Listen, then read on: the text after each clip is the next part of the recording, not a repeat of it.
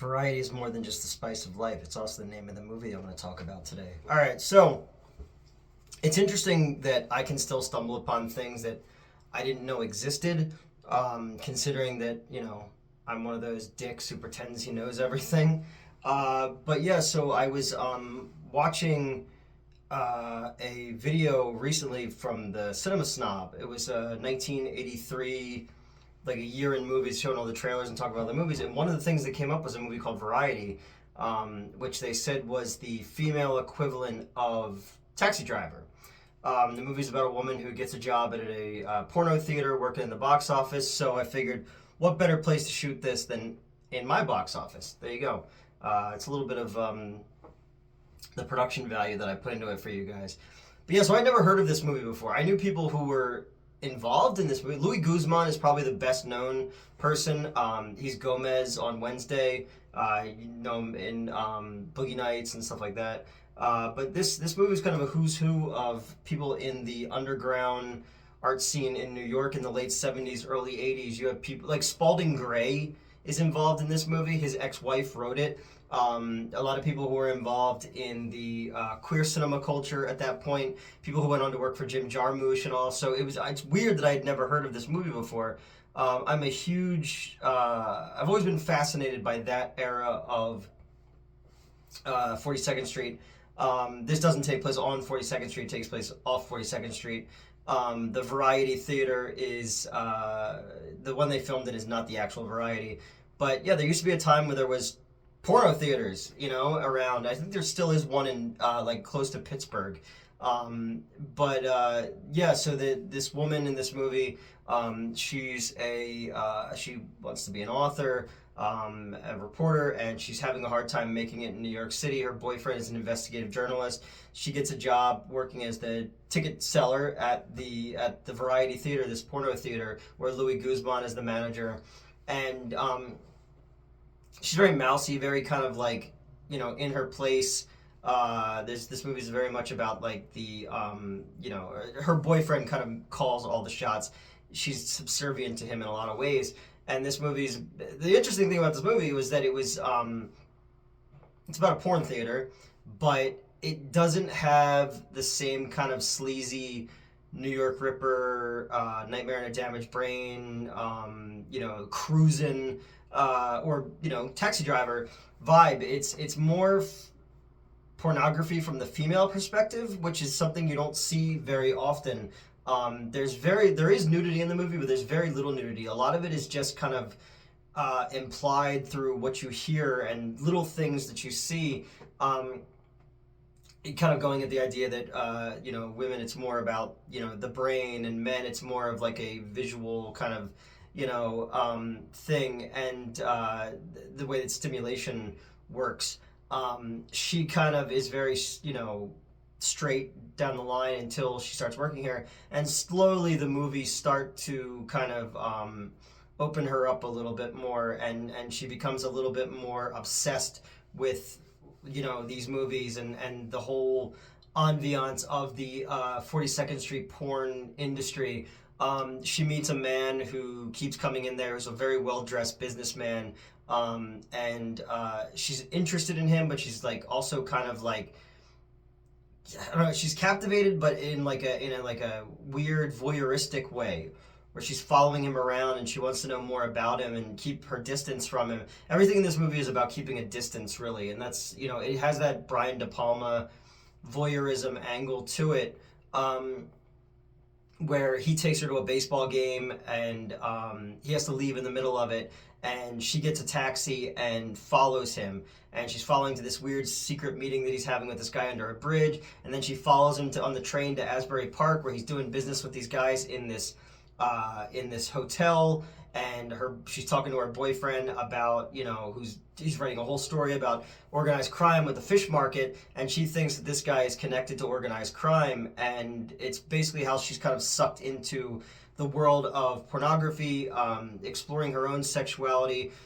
When she first tells her boyfriend Mark that she's working in a porn theater, you could tell that he's like very uncomfortable by it, and his whole demeanor becomes shifted. He's no longer in control of the dynamic in that he kind of becomes the one who's jealous and feels like, you know, his masculinity is being challenged with her working there. You know, the movie has this whole leering male gaze to it that ultimately gets shifted, because for a while as she's walking in these places, you can kind of feel like all the men are kind of staring at her, and you almost feel like, you know, almost like a Ms. 45 type of thing where she could be in danger at any time, because you know how horrible men are, and how horrible that era of New York City was. But then as she kind of comes into her own a little bit more, they become a little bit more distant, which I found was very interesting. But this is an artsy movie.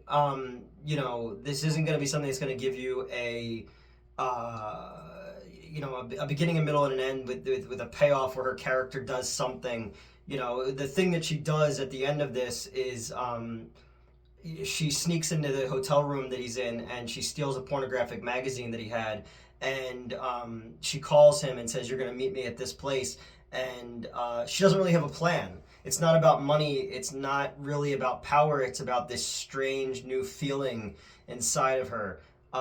So in that regard, it you know, it's I think it's a little bit more artsy than some people would want. It's not going to give you what you got from if you were just wanted to see that era of New York City, like Maniac and shit like that.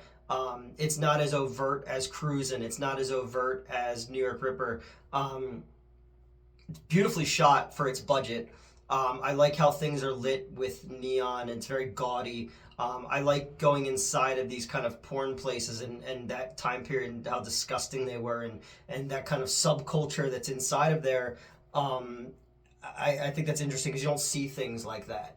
And then, yeah, but it leaves you on this kind of open question at the end of it. So I think in that regard, a lot of people probably would tune this one out. It does have some like bad writing to it. You could tell it's almost written like a play at certain times, with some really bad dialogue between the women, which is weird because it was written by a woman.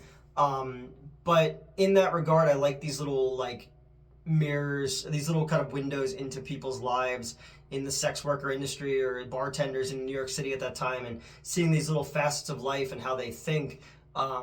You know, did I like the movie? Not. It wasn't. It didn't really do what I thought it was going to do for me. When you hear the feminist taxi driver, you're like, oh, okay. But the way it looks and that kind of voyeuristic longing and that kind of going towards the unknown angle of it, I found to be very interesting and very captivating. You know, and then again, you don't see things dealing with pornography from the female perspective, which I thought was very interesting. She envisions herself on the screen, but not doing a sex act. It's this like, it's the lead up to it, and and that's where I think it's more about the titillation factor for women than it is about like the carnal angle of it. But yeah, I didn't know this movie even existed, and it was interesting to find something like that, and something that's a snapshot into that time period with all of these kind of big underground New York artists at that point who got together and made this movie that I'd never even fucking heard of. I love movies set at movie theaters. And, you know, to see, you know, you never see the projection booth at an adult film theater. I've always wondered about that. I was always like, it'd be cool to make a movie about the projectionist at a porn theater. But yeah, it was interesting. And, you know, again, any movie that's set around movie theaters I tend to go towards, and because as you can see, I'm sitting here in a movie theater. But yeah, so it's one to look for if you're interested in that kind of artsy New York time period. You know, it leaves with a lot of questions. It has some solid performances in it. I love the way it's shot, but you could tell with its low budget though, when they're in Asbury Park and they're in the casino pier, and there's like people looking directly at the camera and stuff. I thought that was kind of funny. But no, it's a snapshot of a specific time and place in New York, in the exploitation world, and in the New York art scene. You know, anybody who goes on to work for Jim Jarmusch and stuff like that, like that's pedigree. And again, you got Spalding Gray, who he was involved in porn movies before. He did The Farmer's Daughter, which is actually what the fake porn movie in X was based on. But he plays the guy making lewd phone calls to our main character. Yeah, I don't know. It was interesting. I'm glad I found it. I'm glad I saw it. I think I had a different perspective on what it was going to be when I heard female taxi driver.